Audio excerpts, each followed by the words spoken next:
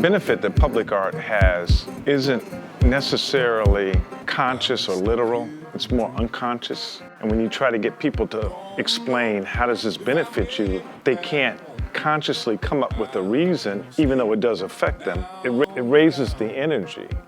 And the energy of a community is related to how people feel about themselves and how they feel about the place and whether they want to stay there and whether they relate to it. It's not something that they look to develop in their own psyche, but they're affected and influenced. And so art is an influencer just like music is. Well, the Museum of Public Art is an open-air mural museum in Baton Rouge, Louisiana, in the Old South Baton Rouge community. Started bringing artists in to create murals, and the murals expanded to not only inside and outside of the museum, but also around the community. The first artists that painted at the museum were Tats Crew from New York, Odith, Belen, Smug.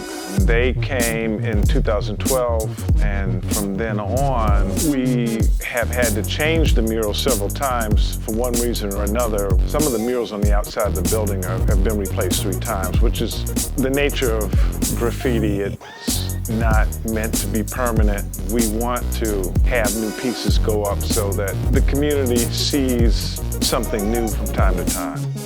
My experience with artists has been that the more talented they are, the less egotistical.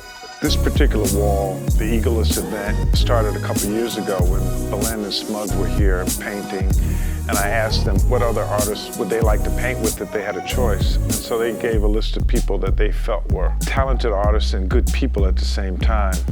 Dave Bonsai from England, Max, Antonello Max from Italy, Coca from Mexico City, Duz from Holland, Odith from Portugal, Safos from Australia.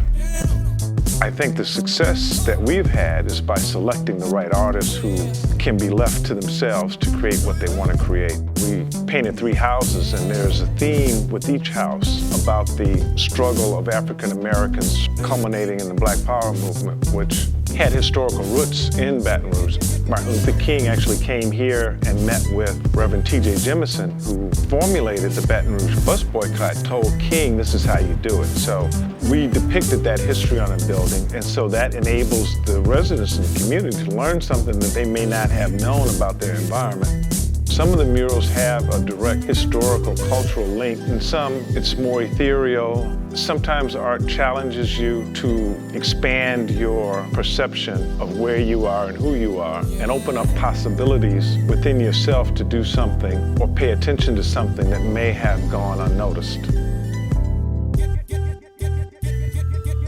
It also opens up the possibility for transformation. A lot of the things that I'm excited about now is to take the abandoned property and transform it with art. So you had a building that was considered an eyesore. Simply paint that negative energy tends to leave and be replaced with positive energy because people come, they look at the house, they marvel at it. It doesn't take a lot of effort. It just takes a community who is committed to itself. We're trying to preserve communities' structures so that if there is development, the community has a stake. You want to do this, okay, fine, but this is an art community. We want to maintain it as such. I think that's what urban development should be about. The impetus has already started on different fronts to make Baton Rouge into a city known for public art. It's going to require some investment. We already have private investment taking place. We also need public investment. Unfortunately, we overlook the power of art in economic development. Art has been proven to cultivate tourism. Louisiana has a tourist economy, and the more art that's produced, the more the city can claim ownership of being the art capital of the South.